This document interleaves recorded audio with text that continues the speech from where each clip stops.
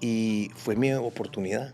Habían dos opciones: o salgo corriendo, me quedo callado, o me pongo a llorar, o que pongan música, o cojo el micrófono y me pongo a la disposición si soy capaz. La fama me cogió muy temprano, me cogió muy inmaduro. Si tú no tienes el criterio y la personalidad para manejarla, pueden contra ti.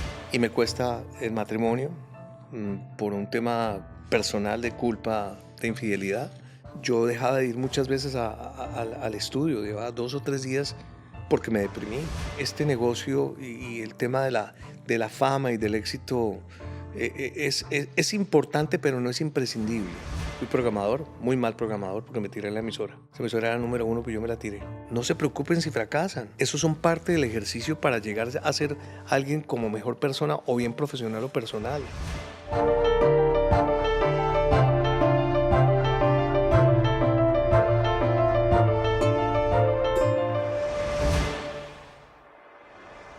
Hola a todos, soy Marco Terroballo y esto es Senderos de Éxito. Hoy me acompaña una persona que no requiere presentación. Es un director, productor, presentador que en Colombia ha sido un referente a la hora del entretenimiento.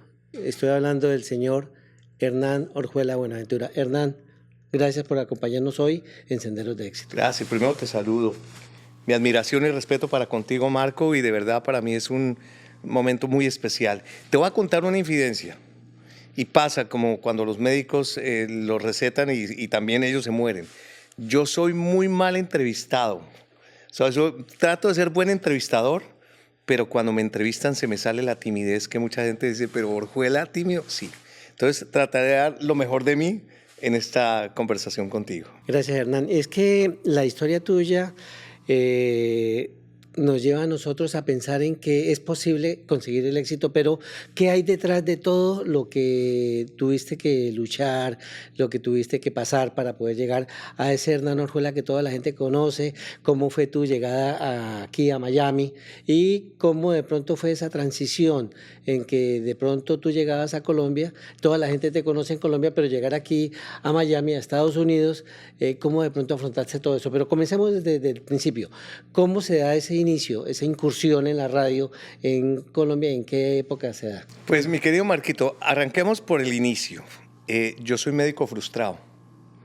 Cuando yo estaba estudiando en el colegio, no sé si en el caso tuyo existía una materia que se llamaba orientación profesional, que era como en quinto bachillerato, que hoy en día es como 10º grado, si no estoy mal. Y en esa orientación profesional lo que hacía un profesor o una profesora era darte como las pautas con base en lo que un resultado de una estadística que le ponía uno como unos alfilercitos, decían tu vocación. Y entonces me hicieron el examen como todos y la orientadora me dijo, usted va a ser médico, usted va a ser doctor, usted tiene el perfil para ser doctor. Me gustaba en cierta manera, digamos, el tema de la salud, pero no era, digamos, parte de mi inmersión y me comí el cuento. Y llegamos a sexto año y en ese momento evidentemente aplico para estudiar medicina en la Universidad Juan N. Corpas en Bogotá. Entro a estudiar en la universidad. Mi papá era ingeniero civil y como es costumbre, no sé ahora si es igual, los papás de uno siempre querían que uno fuera el doctor, ¿no? O que siguiera de pronto la misma línea. Eso es, hacer otra cosa era como muy raro, seguir la misma línea de la familia. Entro a estudiar a esta universidad que, entre otras, le guardo mucho respeto, no tanto cariño porque me echaron, pero sí que le guardo mucho respeto porque aprendí mucha disciplina en los 6 meses donde tuve mal contados esa inmersión como estudiante de medicina que fueron atroces. Primero porque nunca en mi vida había estudiado tanto, yo pensaba que la vocación del médico se daba a medida que iba pasando el tiempo y resulta que no. Desde el primer día que llegué, empezando por lo siguiente, mi querido Marquito, yo tengo un problema serísimo con el paño. O sea, con todo lo que sea etiqueta, corbata, paño, para mí eso es una alergia absoluta. Y la universidad te obligaba a ir de vestido de paño todos los días. Desde las 6 de la mañana hasta las 9 o 10 de la noche, incluyendo entrar al anfiteatro con la batica en blanco y todo eso, pero de paño con la corbata. Entonces yo utilizaba el viejo truco. Me ponía una pijama debajo para que no me picara. Entonces tenía la pijama y después el vestido. Se imagina usted el calor tan espantoso, pero así logré superar yo como 6 meses de estudiar medicina hasta que me echaron. Y me echaron por una sencilla razón, porque es que yo realmente, aunque estudiaba como, no se puede usted imaginar, día y noche, almorzaba y comía al lado de los huesos del cerebro, metido en el anfiteatro, pero definitivamente no era lo mío en ese momento.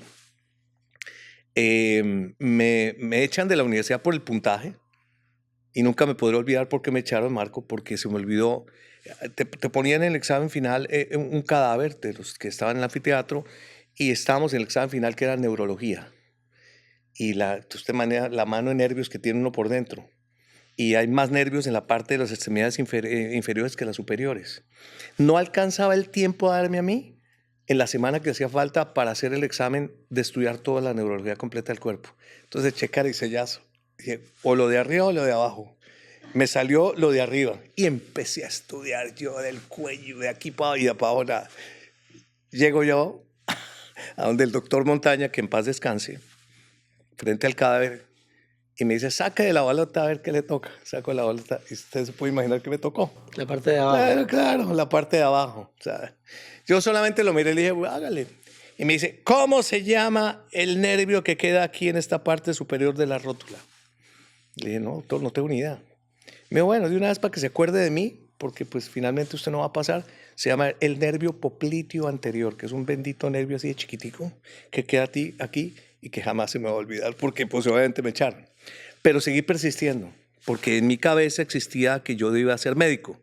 Y el suegro de mi hermano estudiaba medicina, él me llevaba a las clínicas y yo en teoría, en ese entonces, lo que es el hábito de las personas, ¿no, Marco? Yo decía, bueno, chévere, la sangre, la cosa, la emergencia, la urgencia, y lo pasaba, se vuelve uno muy frío. El médico, en medio de sus circunstancias, se vuelve una persona fría, porque le toca vivir el día a día de los cuerpos que él ve. Entonces, él era profesor de la Universidad Nacional de Quito. Él iba esporádicamente a dictar unos. Entonces me dijo, yo le tengo cupo en la Universidad Nacional de Quito. Entonces, claro, mi papá ya empezó con la presión. Bueno, ¿qué hace? Le dije, no, yo me voy para Quito. Y terminé estudiando en la Universidad Nacional de Quito medicina 25 días. Porque cuando llegué yo a Quito, me voy la primera materia y me encuentro. La primera materia en la Universidad Nacional de Quito en ese entonces era Introducción al Libro Rojo de Mao.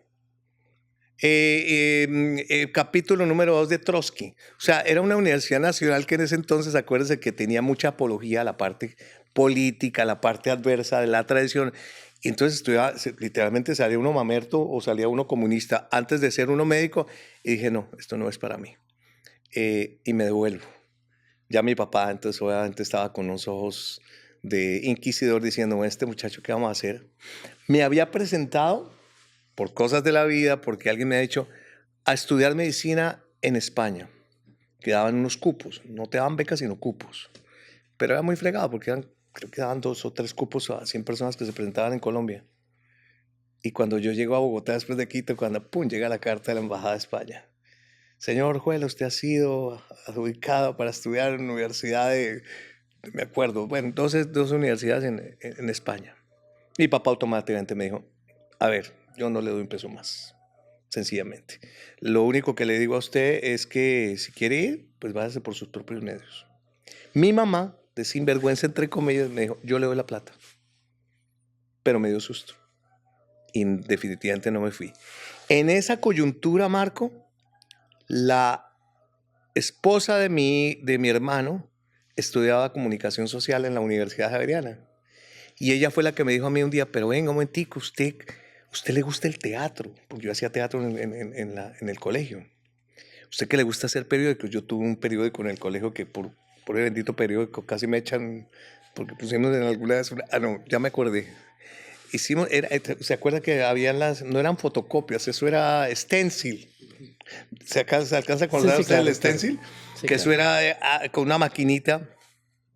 Y había un profesor que tenía un artículo, pero el profesor era medio de ideología izquierda y terminó enrollado el profesor y casi pues me votan a mí por el tema del bendito periódico. Pero todas esas cosas me gustaban y ella fue la que me dijo, hay una profesión que se llama comunicación social, que es muy chévere, que se estudia eso, publicidad además. Yo, ok, véndale la idea a mi papá ingeniero ¿Qué es esa vaina de comunicación social? Y además que en esa época la comunicación social tenía una muy mala fama, especialmente en la Universidad Javeriana, porque la tildaban como la escuela, la facultad de caza y pesca. Eran solamente reinitas y candidatas las que estuvieron en Cartagena que terminaban estudiando ¿dónde? Comunicación social. Y ahí terminé yo, estudiando con una gran selección de casting femenino, y éramos 4 hombres y un gay. Entonces a los 4 hombres nos iba divinamente, porque pues teníamos nosotros la posibilidad, y como éramos medio sinvergüenzas, y así comenzó mi vida profesional, estudiando comunicación social después de ser un médico absolutamente frustrado. Pues Hernán, déjame decirte que me sorprendes con eso porque yo también soy médico ¿En frustrado. serio? Somos bogotanos, médicos frustrados, y yo fui el que hice el periódico en mi colegio. ¿Cómo te parece? Mira, Entonces, hay una química. y comencé con el teatro también. Claro. Entonces, entiendo todo lo que estás diciendo. Pero con una gran diferencia, Marquito, que usted es un gran escritor. Usted es una persona que dentro de todas sus historias y esos libros maravillosos, pues ahí sí me lleva usted kilómetros luz. Pero no soy speaker, no soy coach, ahí me llevas tú. Unas por Igual, otras. sí. Hernán, bueno, ya te metes tú de lleno en la parte de comunicación social, sales y encontraste, digamos, esa posibilidad, porque sé que mucha gente se presenta, pero que se le abra la puerta a los medios de comunicación es bastante complicado. Muy difícil. ¿Qué pasa ahí en ese momento? ¿Cómo haces que se abra esa puerta? Sí, es muy curioso porque mira que la Universidad Javeriana en ese entonces tenía una característica, era que tenía la infraestructura para mostrarle a los alumnos de cómo se podían hacer los medios de comunicación de manera pragmática. ¿Por qué razón? La universidad tenía emisora, la universidad tenía estudios de televisión profesionales, tenía toda la capacidad para que el desarrollo de los estudiantes de comunicación social les dieran esas herramientas. Pero no me preguntes por qué nunca nos las facilitaban. O sea, la emisora funcionaba con algunos profesionales, pero los estudiantes de comunicación social no teníamos el acceso sino a la punta del libro. Me acuerdo perfectamente, a punta de la vorágine, de ética, de una cantidad de cosas importantes a nivel, digamos, de cognitivo, pero no las herramientas para hacer. Entonces yo no me quedé quietico porque siempre me gustaba el tema práctico. Y desde mucho tiempo atrás, Marco, yo era muy radiofónico. A mí me encantaba escuchar la radio. Mi papá tenía un teléfono que era así de grande, divino, que cogía onda corta. Entonces yo era en la noche de los que cogía y empezaba a buscar las emisoras y me encontraba una cantidad de emisoras que no entendía nada porque eran por allá en Alemania, qué sé yo. Entonces toda la vida me gustó eso. Cuando estoy como en cuarto, quinto semestre, la música también por mi hermano me gustaba muchísimo y voy a la emisora javeriana. Y con un amigo, Miguel Gerlain, nunca lo podré olvidar porque los dos hicimos un programa donde tocamos la puerta y dijimos, queremos hacer un programa de música. Ok, se llama Música Joven. No recuerdo si fue por palancazo de Miguel o mío, logramos una franjita los miércoles a las 2 de la mañana. Música Joven, 60 minutos. Entonces al man le encantaba la música brasilera y a mí el rock. Entonces eso era un menjurje interesantísimo. El horario era bonito porque los únicos que oían ese programa era la hermana mayor de Miguel y mi mamá. Era la gentil audiencia que teníamos nosotros, porque mi mamá, claro, jamás, nunca me podré olvidar que mi mamá, pobrecita, decía, mamá, escuchó el programa así, mito. Y ella yo creo que a las 2 de la mañana me oía, pero cabeceando, porque el operador de radio seguramente ponía también, teníamos la inmensa minoría en audiencia. Pero mira que me sirvió como experiencia, porque de ahí saqué yo un cassette un día, le pedí el favor al operador que si me grababa uno de los programas en un casetcito. ¿Se acuerdan de los cassettes, no? Sí, sí, claro. Eso es usted de y toda esa cosa con el lapicito y eso. Me grabó uno de los programas y como me gustaba tanto la música americana, habían 2 emisoras muy importantes en Bogotá, que era Radio Tequendama de Todelar y Radio Visión de Caracol. En Radio Visión había uno de los gurúes de la música americana, que era el señor Manolo Belón, que estaba como director. Y yo llegué un día, fui, pum, le toqué la puerta. Manolo, ¿cómo está? Entonces, mire, yo sé más o menos inglés porque yo estuve en un colegio inglés donde la fonética, digamos, me ayudaba bastante. Le entregué el cassette, le dije, yo quiero de pronto trabajar aquí en la emisora. Déjelo. Pues tan fortuna, no sé si el man escuchó alguna cosa, me llamó y me dijo, le voy a dar la oportunidad para que haga el turno de la noche de lunes a viernes, entre las 8 de la noche y las 12 de la noche. En esa época los DJs tenían operador, o sea, había una cabina donde estaba un señor que era el que ponía los discos y abría el micrófono, y uno estaba aquí atrás con el microfonito esperando que el man se prendiera el bombillo rojo y uno hablara. Pero una belleza, Marco, porque mi carrera comenzó literalmente entre las 8 y las 12 de la noche, teniendo 4 espectaculares intervenciones, porque me tocaba era la hora. Entonces era en Radiovisión, son las 8:30. Media hora en Radiovisión, las 9 de la noche. Y así sucesivamente llegaba hasta las 12, cumplía con mi horario, pero tenía radio. Me pasa algo muy particular como a los 20 días, un viernes en las horas de la noche, existían los teletipos, que fax, que internet, puro teletipo que llegaba a Nuevo Mundo. Yo estoy en mi famoso horario dando la hora de Radiovisión. No, me tocaba dar como 2 comerciales de Mejoral o algo así. Cuando ¡pum! Empieza a haber movimiento de noticias y los periodistas, algo pasó, algo sucedió en Nueva York, hay un atentado, alguna cosa. Manolo estaba en vacaciones cuando ¡pum! Llega un teletipo: atentado, asesinaron a John Lennon, atención, atención. Me acuerdo y me da chicken skin. ¿Y qué hacer? No, pues hay que dar la noticia. Entonces, tome los papeles, llamadas en inglés, con el operador, el ratón que sabía, ese sabe es boyaco y no sabe nunca ni español. Cogimos y me tocó a mí entregarle la noticia al país de la muerte de John Lennon, porque enlazaron todas las cadenas de Caracol. Y fue mi oportunidad, en donde a la memoria de John Lennon me hice conocer como locutor, y de ahí me empezaron a enganchar. ¿Sentiste, digamos, algún temor? ¿Tenías miedo? ¿Era Associated Press? Pero eso era, sí, Associated Press o France Press, alguna de esas cosas. Además que como eran teletipos, llegaba todo eso dateado. Y los locutores, Gustavo Niño Mendoza, Juan Harvey Caicedo, todo eso, pues eran unos expertos en hacer eso. Yo, pues, imagínate, dando solamente la hora. Pero me dio la oportunidad. Y es lo que yo siempre digo, esos momentos que la vida te da muchas veces para coger y alcanzar otros escalones, son de esos momentos en que los coges o los dejas. Habían 2 opciones: o salgo corriendo, me quedo callado, o me pongo a llorar, o que pongan música, o cojo el micrófono y me pongo a la disposición si soy capaz. Y lo hice, y me sirvió mucho como reflejo para después, más adelante, tuvieran más la credibilidad.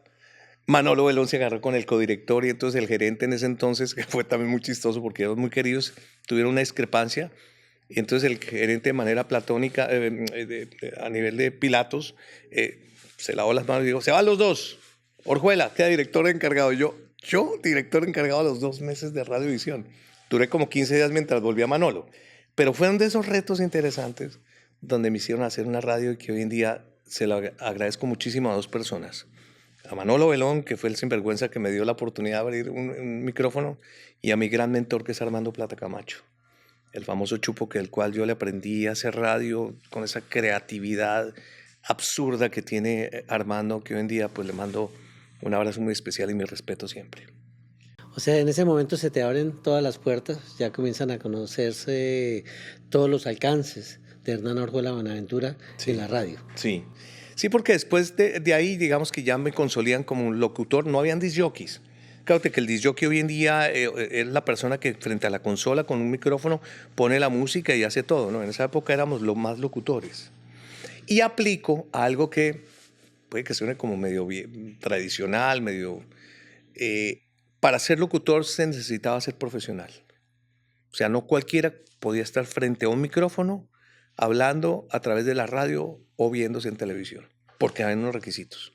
El Ministerio de Comunicaciones formalmente te exigía presentar unos exámenes en el Manuel Murillo Toro, dependiendo de la licencia que tú quisieras coger.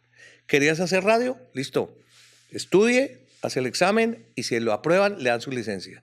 O la más compleja era licencia de radio y televisión, donde habían unas cositas más frente a una cámara, pero era licencia. El que no tuviera la licencia de hablar en radio, sancionaban a la estación de radio y se metían en un problema de carácter legal.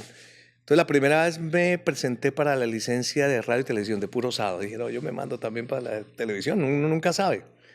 No pasé, pero había oportunidades de volverla a efectuar, y la segunda vez, afortunadamente, la licencia 2719, expedida por el Ministerio de Comunicaciones, quedó vigente para poder yo hacer radio.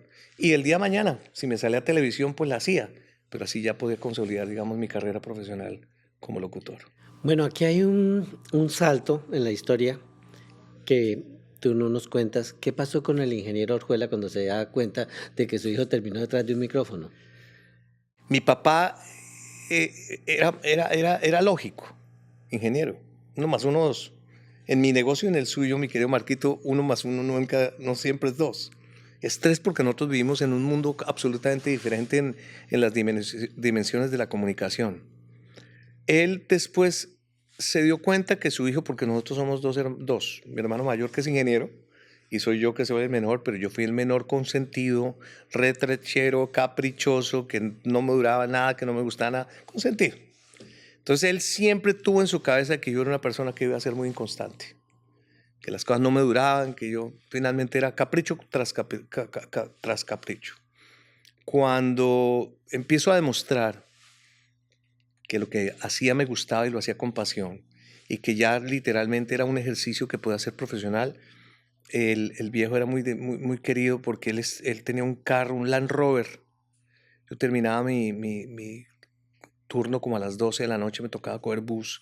Nosotros vivíamos en la 100 y pico con séptima, las emisoras de Caracol quedaban en la 19 con cuarta. No era a veces difícil, incluso me tocó más de una vez echar patoneadas desde la 63 con séptima hasta mi casa 108 con primera. Y él se hacía el loco y me recogía. Me decía, no voy a salir tarde del trabajo. Iba y me recogía abajo muchas veces, del cual no sé si nunca se lo agradecí, pero hoy también se lo agradezco inmensamente porque era como darme indirectamente el apoyo de lo que estaba haciendo. ¿Supiste si él te escuchaba cuando tú estabas Él ahí? me escuchaba, mi mamá más, yo creo que él me escuchaba y siempre me fui con un poco con la nostalgia, Marco, porque mi papá no alcanzó a ver, digamos, el momento más importante de mi carrera en ascenso, que es cuando ya me convierto en director de las emisoras, trabajo en la disquera CBS, que hoy en día es Sony Music. Cuando llego ya a televisión, mi papá ya había fallecido. Digamos que ese momento él no lo alcanzó a consolidar realmente. Mi mamá sí, porque pues ella murió hace mal contados 9 años, entonces fue diferente.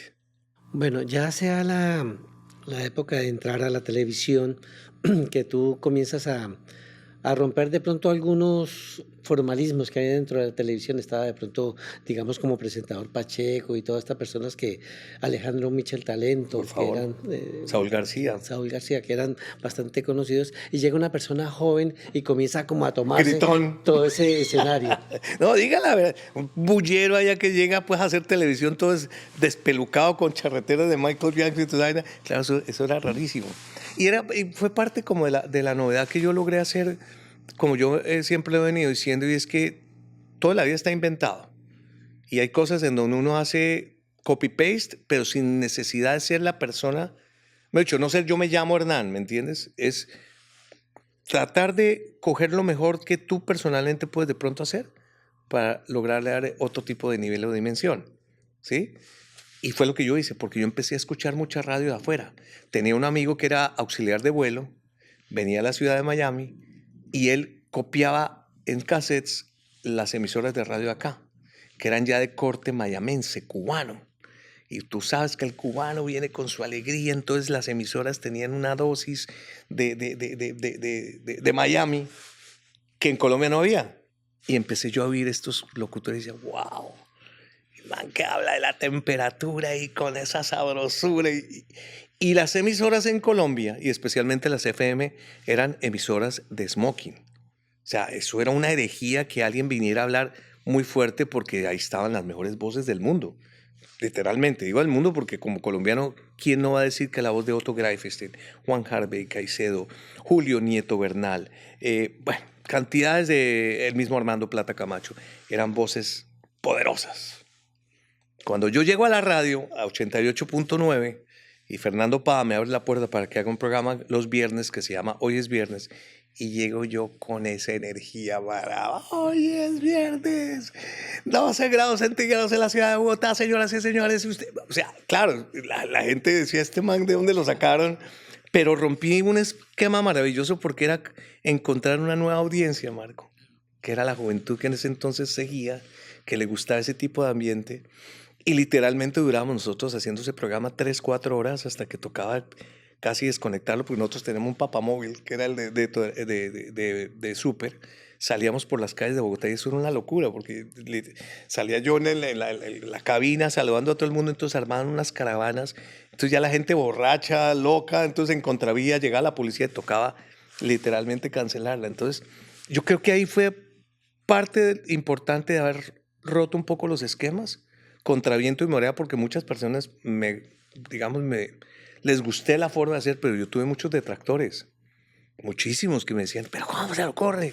Y incluso supe que más de una vez me trataban como de coartar para quitarme la licencia.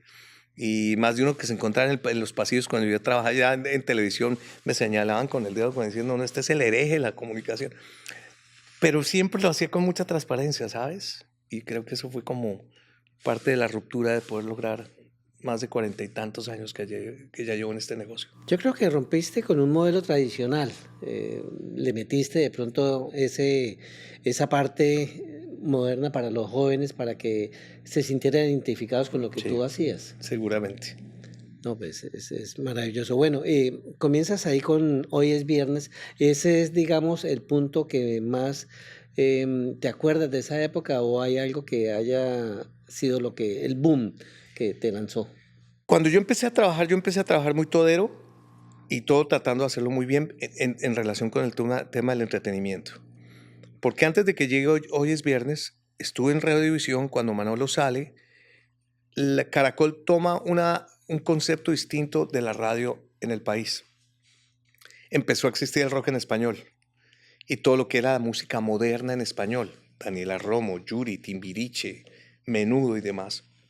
Y la emisora se acaba como Radiovisión. Jairo Tobón de la Roche, que era el jefe en ese entonces de esa cadena, eh, arma un proyecto muy bonito que se llamó HWJZ, que lo que hace es empezar a traer todo este tipo de música que era un fenómeno en México y en muchos sitios como Argentina. Pero ahí yo ya no me identifiqué, porque yo toda la vida fui de tendencia anglo, Marco. Yo era de los Beatles, yo era de los Carpenters, yo era de esa onda porque toda la vida la escuché en mi casa. Entonces renuncio a HWJZ y me voy para la disquera CBS Records, que hoy en día es Sony Music. Me dieron un cargo muy bonito que es Label Manager. Me tocaba manejar 16 sellos, Epic, EMI, A&M Records, bueno, la cantidad de sellos, para programar la música, los discos en Colombia de esa compañía. Y me tocó una época muy bonita, porque me tocó toda la época de Michael Jackson, de Thriller y demás. Entonces era muy bonito porque nos tocaba hacer toda la promoción para Colombia, programar a algunos artistas que con orgullo digo, y aporté mi grano de arena para que la gente los conociera, como el caso de Mecano. Me tocó también rasguñar mucho a Ana Belén, por ejemplo, que salieron, digamos, de la programación de los discos que nosotros hacíamos en Colombia. Pero seguía la radio muy metida dentro de mí. Y por eso me echaron de CBS, porque es que yo muchas veces no llegaba a tiempo, temprano a la compañía por estar haciendo radio. Luego paso a ser director de una cadena que se llama Bienvenida, de Caracol. Paso después a ser parte del equipo de Nuevo Mundo de las emisoras básicas. Luego de las emisoras básicas me voy para Radio Fantasía, que era una emisora muy bonita del Loco Monroy, de Álvaro Monroy Guzmán, que fue un gran comunicador. Fui programador, muy mal programador, porque me tiré en la emisora. Esa emisora era número 1, pero yo me la tiré. ¿Por qué? Porque no tenía... las emisoras por lo general siempre tienen una química particular cuando el programador la hace para las audiencias. Cometimos un grave error en ese entonces y, bueno, el gerente y nosotros de hacer una emisora para un gusto que no era el gusto de los oyentes de siempre de Fantasía. Y creo que ese ha sido mis errores, que lo he aceptado y el que conoce un poco de radio dirá, uy, Orjuela ahí sí se le chispoteó un poco la vida por una razón mucho más de, de no pensar en la gente, sino pensar en ti mismo. El programador tiene ese gran inconveniente, o en esa época, porque tú debes programar para los demás y no para ti.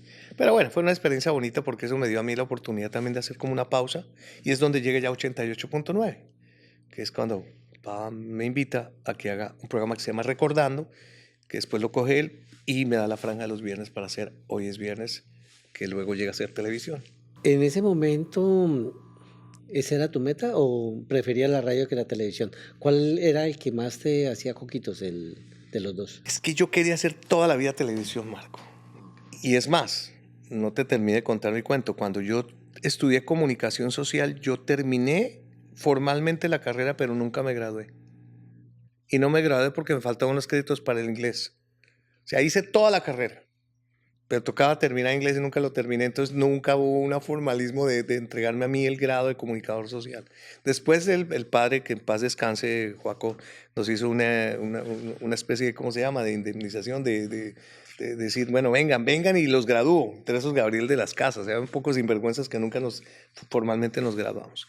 Pero yo alcancé a hacer un énfasis, después de terminar el pensum normal, que se llamó realización para televisión. O sea, yo lo que quería era estar allá atrás, no aquí, porque me gustaba el concepto de las luces, las cámaras, y estudié realización para televisión. Entonces, mira cómo fue la vida de curiosa. Se me dio primero la radio, se me dio la oportunidad de que mi voz, pues, de alguna manera gustó y empecé a hacer comerciales, y muy tiempo después llegó la televisión, primero como presentador y después como director y como realizador. Comienzas a ser un referente en Colombia y comienzan a invitarte para programas, para presentaciones, para shows, para reinados, para todo. Desastre. No, pues yo creo que no. No un desastre, pero ¿sabes por qué te lo digo desastre en el mejor sentido de la palabra? No profesionalmente, pero sí personalmente. ¿Por qué? Porque es que a mí la fama me cogió muy temprano, me cogió muy inmaduro, me cogió en un estado donde la vida, y tú sabes que muchas veces cuando llegan este tipo de vientos de popularidad, si tú no tienes el criterio y la personalidad para manejarla, pueden contra ti. Yo tenía 21 años mal contados, tuve una relación con mi primer matrimonio que venía de la universidad, yo conocí a la mamá de André Felipe en la universidad, nos casamos, pero cuando yo tengo la relación con ella, yo venía haciendo mis primeros pinos de radio. Cuando llega la televisión, que afortunadamente el programa se vuelve famoso, que se vuelve un programa exitosísimo, me empiezan a salir más contratos y empezar a viajar. Y en esos días RTI Televisión tenía la franquicia con Punch y Caracol de Supermodelo del Mundo. Y tenía que haber un presentador que viajara por todo el país a presentar Supermodelo del Mundo. Entonces, ¿puede usted imaginar un pelado de 21 años que lo empiezan a llevar por todas las ciudades a presentar estas niñas que de feitas no tienen nada por todo el país? ¿Se acuerda el actor de Café que el diablo es puerco? Sí, sí. Bueno, el diablo es puerco. Y más cuando tienes tú una inmadurez en tu cabeza. El de Betty la Fea. Sí,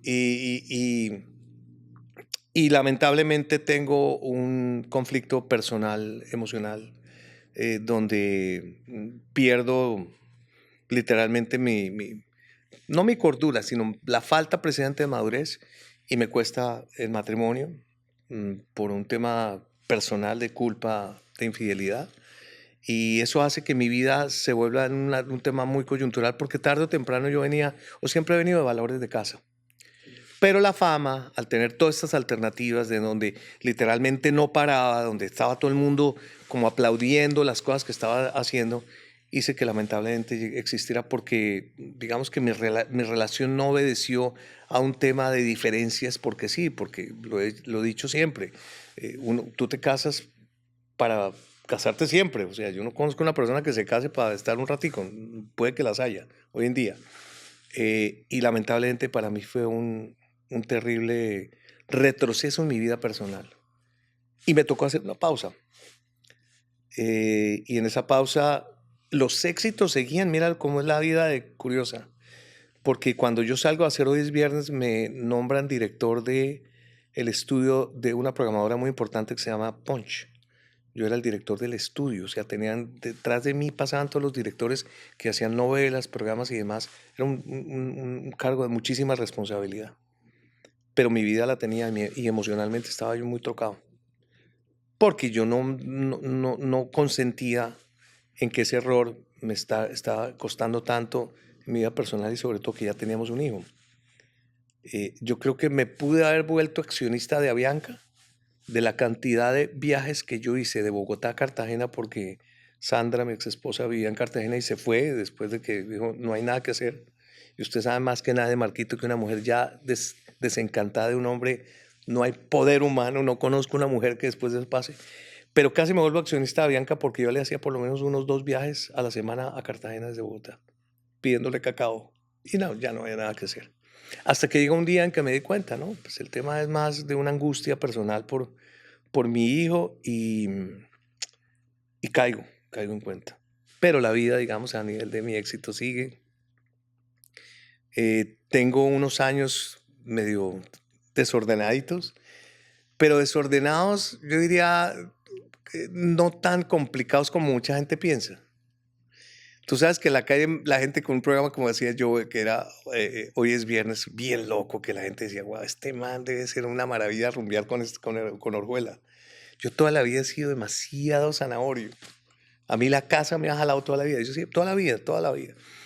Y con todo y eso, y con todo lo que tú tienes alrededor, extrañamente nunca tuve, digamos, esos momentos complicados a nivel emocional de caer en lo más profundo. Cuando yo te hablo de eso es de haberme convertido en drogadicto, en alcohólico. Me gustaban las mujeres y salía de pronto en ese sector a ser un poquito distraído. Pero nunca lo logré, digamos, afortunadamente, incluirme dentro de ese mundo oscuro en donde sí o sí era muy fácil caer. Siempre lo superé, pero tuve como ese espacio. Y en ese espacio me sirvió muchísimo porque aprendí un poco más la vida como ser humano. Ya estaba más madurito y logré como salir un poco en la vida porque yo de pelado tuve muy poquitas novias y todas me echaban, Marco.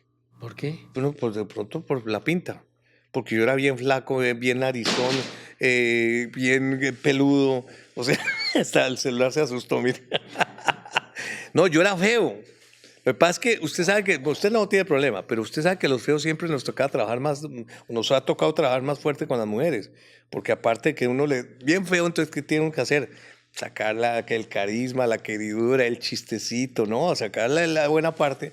Pero yo antes tuve pocas novias y de las pocas novias todas me echaban. Entonces, mi vida personal, relación amorosa nunca fue bonita y buena, ¿me entiendes? En ese momento, ¿tú pensabas que ya estabas en el pináculo, en el No, cenit de tu carrera, o pensabas que venían cosas más sí, grandes? sí, yo pensaba que había más cosas porque estaba en un momento muy importante de mi vida profesional, pero sabía que venían muchas cosas más. Tenía mucha solicitud y creo que eso era parte, digamos, de lo que yo aspiraba, que más adelante la carrera que tenía yo por delante era muy grande. Y así fue. Y que en medio de todo mi Dios fue muy, muy grande también conmigo, Marco, porque es que los momentos en que yo viví emocionalmente fueron muy fuertes, donde yo dejaba el trabajo. Yo creo que me querían tanto, y José Antonio de Brigar, que si me está viendo, que es el actual presidente del canal RCN, que fue el que me llevó a Punch, yo dejaba de ir muchas veces al estudio, llevaba 2 o 3 días porque me deprimí, porque lloraba inmensamente en mi casa de lo que yo realmente estaba haciendo con mi vida, que pues nada bueno. Entonces, pero había muchas cosas alrededor. Y la locución, yo siempre se la voy a agradecer muchísimo a mi vida y a Dios que me dio la oportunidad de tener una voz comercial en ese momento. Yo grababa mucho. Yo grababa 3, 4 comerciales a la semana. Y a las mejores marcas, Marco. O sea, era locutor de las gaseosas, de los supermercados, de todo. Entonces me iba muy bien económicamente, pero nunca me medía bien financieramente. Y esa fue una etapa que hoy en día la recuerdo ya con cierta gratitud, pero si yo me pongo a echar para atrás, fueron momentos muy difíciles de mi vida personal. ¿Tu hijo en ese momento estaba muy Muy pequeño? pequeño, muy chiquito.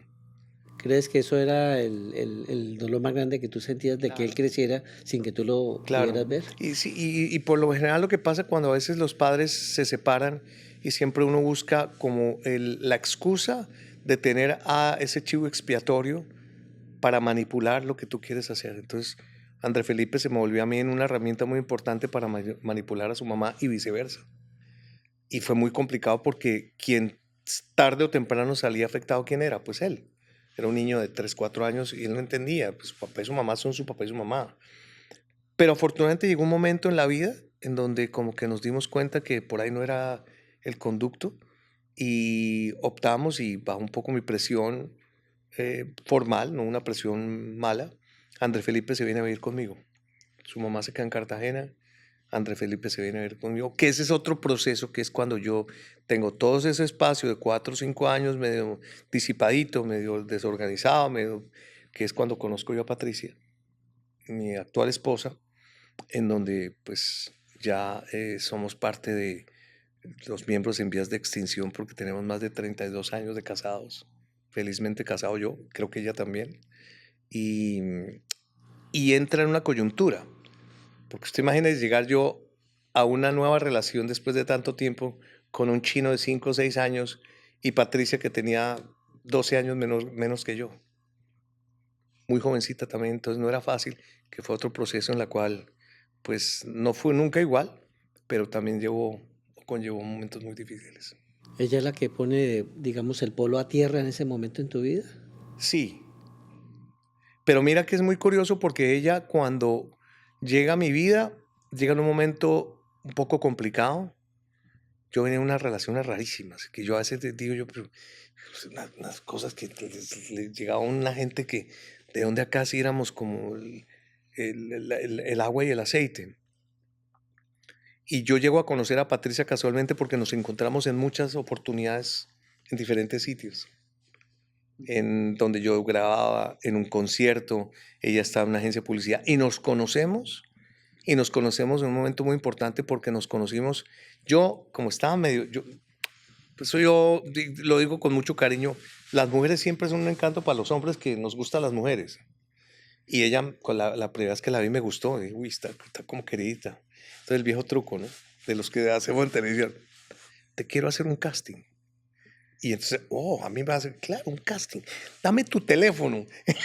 En esa época no había celular, sino teléfono. Y me apuntó el teléfono en un papelito con el nombre raro de ella, porque ella te pidió Valderruten. Entonces, Patricia Valderruten, la vaina, me dio el papelito, lo guardé, la cosa. Y pasó el tiempo y yo, un fin de semana, estaba más desprogramado, Marco. Yo no tenía pues ni amigas ni amigos esa noche, cuando la del apellido raro. Pues madre, ¿dónde estará el papel? Encontré el papel, pum, llamo yo por teléfono y me contesta una niña, entonces, venga, Patricia está, no, no está. No, ¿cómo no está? No, no, no, ya no está. ¿Con quién hablo? No, Juliana, si no estoy mal, que fue la que me contestó. ¿Dónde está Patricia? No, no, ella ya no vive acá. ¿What? Y saco yo las debajo de la manga. Pa. ¿Cómo estás, Julián? Hablas con Hernán Orjuela. Hernán, ¿qué hay? ¿Cómo está? Pues automáticamente después de eso me dio el teléfono de Patricia donde estaba ya viviendo. Y la llamo yo como a las 7, 8 de la noche, Patricia. Muy querida, me contestó, Pati, mira, pues, a ver si esta noche salimos. Pues ahí viene así, la recogen un ratico. Y me pegó el frenón en seco. Muy decente, ¿no? Ella ha sido estricta, ¿no? Tensión y ritmo, como en su colegio le enseñaron, pero me pegó un frenazo en seco diciéndome, no, no, no, pero primero que todo, como que estas horas no son para llamar a invitar a alguien. Además, yo ya tengo una invitación. Entonces, no, hablamos después. Pum. Pues tome para que lleve.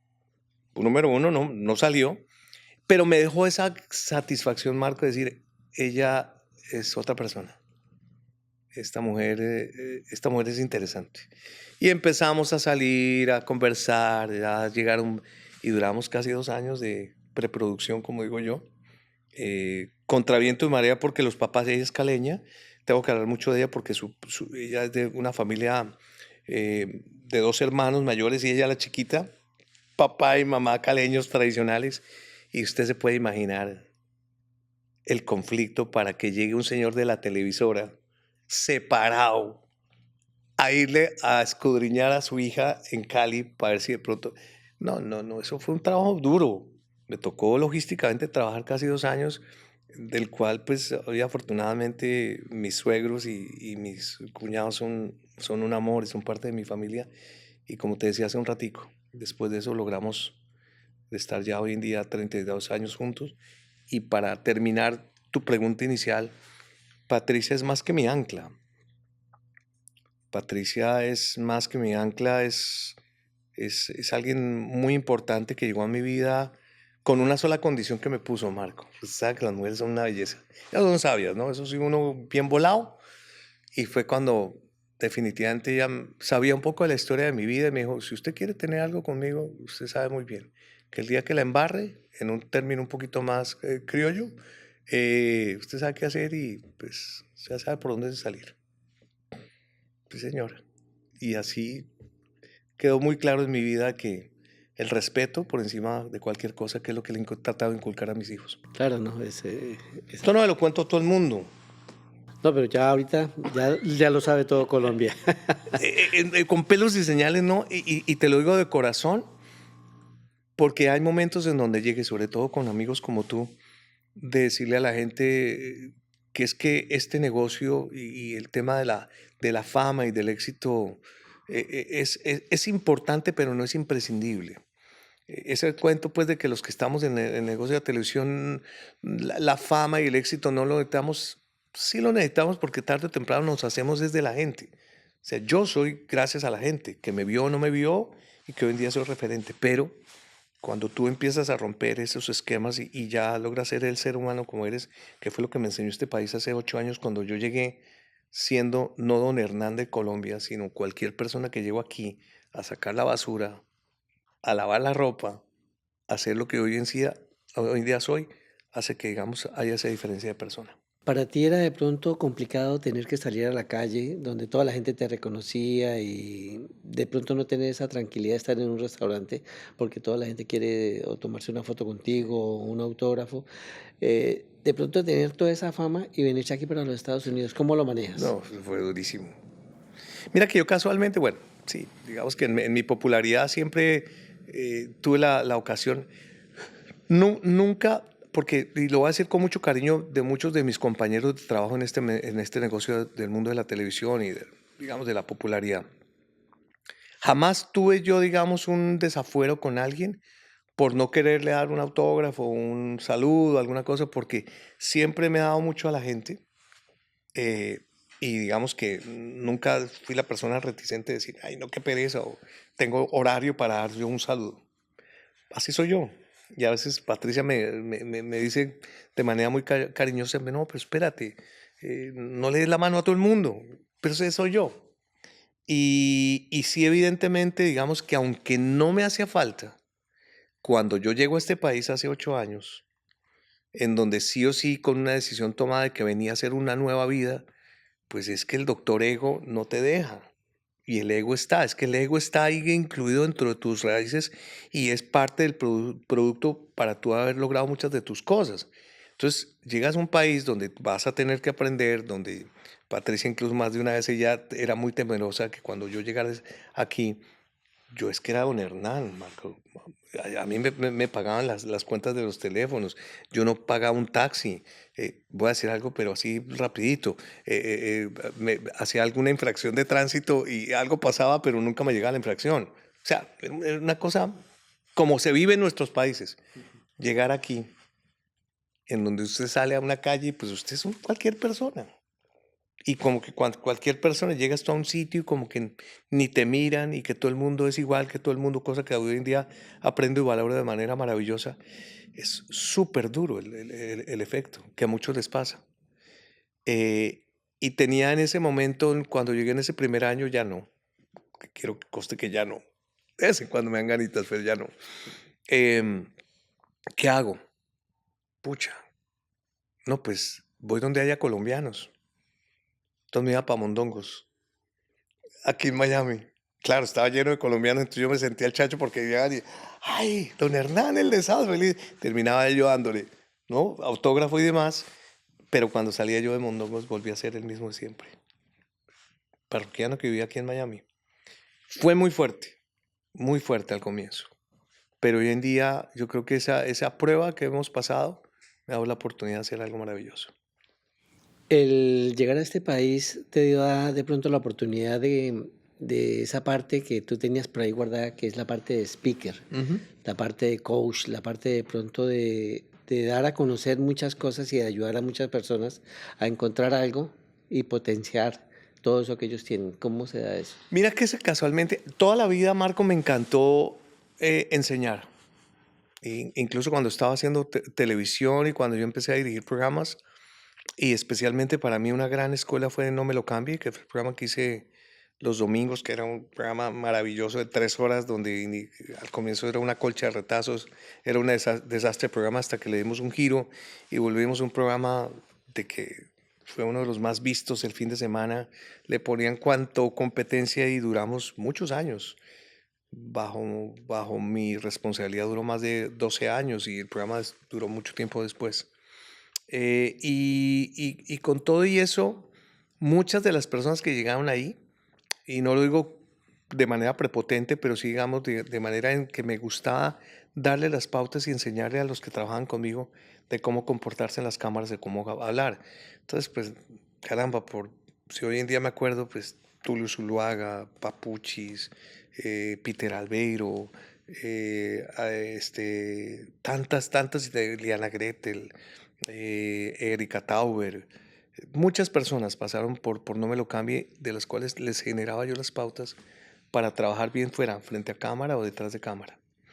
Y empecé a dictar unos cursos antes de venirme, cuando estaba en Caracol, con la escuela de modelaje de ellos, para enseñarle a las niñas y a los hombres a hacer speakers en televisión, sobre todo algunas que llegaban de reinados, qué sé yo, que querían de pronto estar en farándula y demás.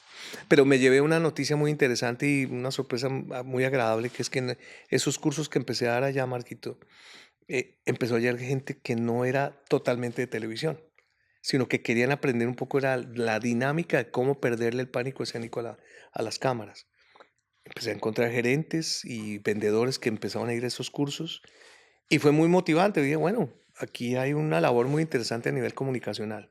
Lo hice esporádicamente porque estaba todo muy inmerso en Colombia en televisión, pero cuando llego ya aquí a Estados Unidos, que empieza uno a buscar el ente por dónde miro y por dónde no miro y qué me gusta y qué no.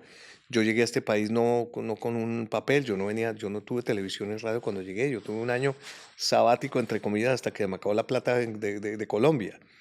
Y enfoqué mi trabajo en lo que sabía hacer de allá, que era literalmente el poder del speaker. Y empecé a dictar varios cursos, a mentorear varias personas, a tener un recorrido que hoy en día, pues afortunadamente me ha dado la oportunidad de haber mentoreado para ahí unas 600 personas mal contadas, 700 personas acá a nivel presencial, porque nunca fui muy digital en ese momento. Entonces ha sido muy bonito también crear ese ambiente a nivel comunicacional. O sea, ahí es cuando se da producciones HOV. No, HOV nace en Colombia. Cuando yo hago la primera producción, que fue cuando con DFL Televisión hago varios programas y dentro de esos No Me Lo Cambie. Luego HOV sigue cuando nosotros seguimos haciendo producciones y hacemos unos convenios con Caracol, cuando hago también Caderás, hasta que después les cedo. Pero HOV desde esa época existe y siempre ha sido muy curioso porque se llama HOV por las siglas mías. Pero cada vez que una feria, de esas ferias de la televisión, que se dan en Las Vegas y a mí me iba divinamente. Porque yo llegaba con mi escarapelita, decía Arnaldo Orjuela, HOV Televisión. Y usted cuando mira muy rápido, pues usted no ve HOV, sino ve HBO. Entonces yo pasaba por los stands y cuando terminaba yo sentado con whiskycito, con todo el kit de material de las grandes productoras, era que pensaban que yo trabajaba en la famosa HBO hasta que se acercaban y decían, uy, este man no es HB. Pero yo ya estaba sentado, ya estaba con mi whiskycito a bordo y ya no me paraban. Entonces fue muy divertido. Cuando llegamos acá, y con todos estos cambios hoy en día, la compañía vuelve a renacer. Y actualmente ya no se llama HOV, sino se llama HOB. Ya no es producciones, se llama Media Group, que es donde con Patricia tenemos las plataformas que hoy en día trabajamos para nuestra tele internacional y a nivel digital. ¿Me equivoco o tú estuviste participando en un par de películas en Colombia? No, no te equivocas. No, creo que fueron 3. Fueron 3. Sí. 2 películas donde trabajé, una con Ricardo Quevedo. Pues es que los papeles míos eran muy chimbos, porque eran papeles pues que le den un papel a Arnaldo Orjuela. Ok, ¿y qué papel? No, de animador. Pues, a ver, terminaba yo animando. Pero en un solo papel que por ahí pasó, sí me fui medio antagónico. Y hice algunos papeles en novelas, lo que pasa es que la gente no se acuerda mucho. Tuve unos papeles en Amar y Vivir, en Pecados Capitales, pero también papelitos muy pequeñitos que hice. Y sabes que me hubiera gustado hacer más, porque yo hice teatro. Claro. Yo hice teatro en el colegio, yo alcancé a hacer teatro en la Universidad Javeriana. Una obra de Shakespeare que se llama La Tempestad, que tú debes conocer a plenitud más que yo, donde tú sabes que las obras de Shakespeare siempre el príncipe es el príncipe, y me tocó hacer en La Tempestad del Príncipe, y eso eran unos panelazos como de 15 minutos, con la tristeza que solamente la presentamos una sola vez en la universidad porque no sé qué pasó, creo que el director se fue a alguna cosa, pero siempre me gustó y uno nunca sabe, ¿no? Pues ya de galán de telenovela no creo, pero uno nunca sabe si de pronto termina uno haciendo algún personaje de los de tus novelas, sería fantástico. Claro, sería buenísimo. Am, en este momento, ¿en qué proyectos estás trabajando? ¿Qué tienes, digamos, ahorita en mente? ¿Qué está haciendo Hernán Orjuela en este momento? En este momento de etapa de juventud acumulada, como siempre lo denomino yo soy un orgulloso baby boomer, nacido en una época fantástica del año 57. Yo creo que las cosas que me enseñó la vida y mi papá puntualmente era, mientras tú hagas las cosas con pasión y siempre estudiando y actualizándote, vas a tener tiro hasta que Dios lo permita. Y hoy en día aquí en Estados Unidos sigo muy vinculado a los medios, no tanto ya a los medios tradicionales. He tratado de trasladarme a la parte digital, entonces digamos que soy un prudente instagramero, no soy de los cientos de miles de seguidores, pero tengo mis 40 y tantos mil que son chéveres. Me volví tiktokero con cosas interesantes, no soy tiktokero todo el tiempo, pero salgo con contenidos que me han dado una grata sorpresa. Mm, Tengo un canal de YouTube y aparte de todo esto, tengo algo que la verdad el corazón me lo hace latir mucho más, esta experiencia, que soy el fundador de una non-profit que se llama Colombians USA. Cuando llegué a este país, una de las cosas que encontré yo de manera muy compleja era la falta de unión de los colombianos, especialmente en mi gremio. Gente relacionada con el arte, la cultura y el entretenimiento muy dispersos. Y para hacerte corto el tema, hace 3 años y medio logramos de la mano de algunos compañeros crear esta non-profit que se llama Colombians USA. Somos más de 7,000 inscritos en Instagram, pero tenemos en sectores como en Atlanta, en Palm Beach, en Orlando, aquí en el sur de la Florida, una conformación muy interesante, donde lo que hemos logrado hacer es más de 20 eventos entre arte, cultura, entretenimiento. No falta pues la fiesta, hicimos un Colombian Celebration, y hoy en día me enorgullece, gracias a mi país, que me otorgaron pues digamos un reconocimiento un poco comprometedor. Soy embajador de los colombianos en el exterior por el Congreso de la República, que más allá de un cargo, es más la responsabilidad que tú tienes cuando la gente te llama y te dice, oiga, nos dicen que usted nos puede ayudar en algo. A veces puedo ayudar o a veces no, pero tengo en mi ADN, con todo y que ya soy ciudadano americano, Marco, mis raíces, que nunca las podré olvidar, nunca las podré dejar a un lado, que son de la carrera 13 con 47, tercer piso, Clínica Marley, donde yo nací. Eso no lo puedo dejar nunca. No puedo dejar yo mi impulso pasional deportivo entre el mejor equipo del mundo. Pues ya saben todo el mundo cuál es. Si no saben, pues Millonarios, por si acaso.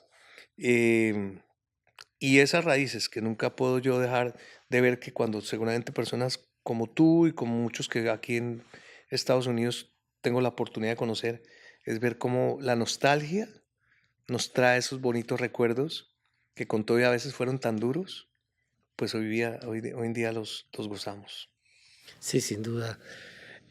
Hay algo que me gustaría, Hernán, ya casi para despedirnos, es ¿Qué le puedes tú decir a la gente, digamos, esas personas que encuentran tropiezos en su vida, que quieren de pronto buscar el éxito? ¿Cómo los dirigirías tú? ¿Qué les dirías tú como, como speaker, como coach? ¿Qué pueden hacer ellos para lograr llegar a, a esas metas que, o esos sueños que ellos se han trazado? Ok, no te hablé de pronto de algo importante que ha pasado por mi vida y de pronto este año que viene lo voy a volver a retomar y es que traté de ser algo parecido a ti, pero no igual, ni más faltaba nunca, pero sí escribir un libro. Y lo logré hacer en el momento de pandemia, no por un estado en donde no tenía cosas que hacer porque tenía mucho trabajo, pero fue el momento coyuntural e hice un libro que se llama El efecto renovación. Y en el efecto renovación lo que yo llevo literalmente es partes de mi vida, porque no es un libro de coach, no es un libro de evangélico, ni de autoayuda, es un libro donde mis experiencias las pongo con base en mis más de 45 años de vida profesional que han logrado estar a lo que hoy en día sigo siendo. Eh, y hay cosas que casualmente, mira que en estos días con un gran amigo que es Andrés Parra, que es el gran actor colombiano, coincidíamos plenamente y nos dábamos la mano a decir, qué maravilla tener unos fracasos en la vida. Bienvenidos los fracasos. Qué bueno tener fracasos, pero no ser fracasado. Porque es que los fracasos te dan esa oportunidad de volver a renovarte. Si tú coges los fracasos y de ellos logras sacar el mejor producido, hace que tu vida vaya para adelante. Lo grave es que te quedes fracasado, te vuelvas a meter al mismo hoyo. Entonces yo le digo a la gente, no se preocupen si fracasan. Esos son parte del ejercicio para llegar a ser alguien como mejor persona o bien profesional o personal. Y siempre dentro de mi vida, eso sí te lo tengo que decir y nunca lo dejo de decir cada vez que hay una entrevista, es que la parte espiritual es fundamental como raíces. Ojo, no hablo si tú eres musulmán, si eres cristiano, etcétera, etcétera. Pero sí la conducta de fe es fundamental. De que arriba hay un supremo, sí, llámalo como tú quieras. Pero si están esa parte, esas raíces espirituales, en donde te dan esa confianza, esa fe, que muchas veces es tan intangible, las cosas llegan en su tiempo. Y lo he venido practicando. Entonces, confianza, disciplina, perseverancia, enfocarse, fracase y sobre todo que tenga siempre un pilar. Yo siempre lo he dicho y lo digo mucho en mis cursos, ¿no? De que cuando tú hagas las cosas siempre que vengan de aquí arriba, un tema inspiracional, de un tema acá, que es un tema creativo, de aquí, que es un tema de sentimiento y de amor, y de aquí cuando tú pones las manos, cuando pones el verbo acción en posición. Es fácil, hay que ejercitarlo. Precisamente ya que tocas ese tema de conducta de fe, eso lo manifiesto aquí en este libro, el libro de Transmigración, Ujú. de una persona que tiene una experiencia muy particular, un libro que escribí hace algunos años y que los invito a que lo lean. Por favor. Hernán, yo quiero agradecerte por haber tenido el tiempo de haber venido aquí con nosotros, de haber compartido todas esas experiencias, de ese Hernán que quizá la gente no conoce, porque siempre dicen, bueno, Hernán es la persona que está allá, la persona que siempre está contenta, que siempre está alegre, que siempre está riendo, pero de pronto no ven todo lo que ha tenido que vivir, todas esas experiencias que nos acabas de contar. Muchas gracias, Hernán. Muchas Gracias a ti, gracias. Marquito, gracias, de verdad me enorgullece, para mí es un honor, sobre todo de manos tuyas, de este lindo proyecto de que hoy en día si contamos las historias de verdad, transparentes, somos seres humanos que aprendemos y ojalá podamos dar un poquito de enseñanza. Es un honor para mí y espero que la próxima vez volvamos a hablar y que yo sea el entrevistador y tú el entrevistado, por favor. Ya me has entrevistado varias veces, claro que sí, Gracias, Marco. ni más Gracias. faltaba, claro que sí. Que les agradezco que nos hayan acompañado hoy. Si les gustó esto, por favor síganos, suscríbanse, denos like y conozcan a Hernán, conozcan ese ser maravilloso que hay, que ustedes ven muy seguramente en las cámaras constantemente. Gracias, y esto es Senderos de Éxito.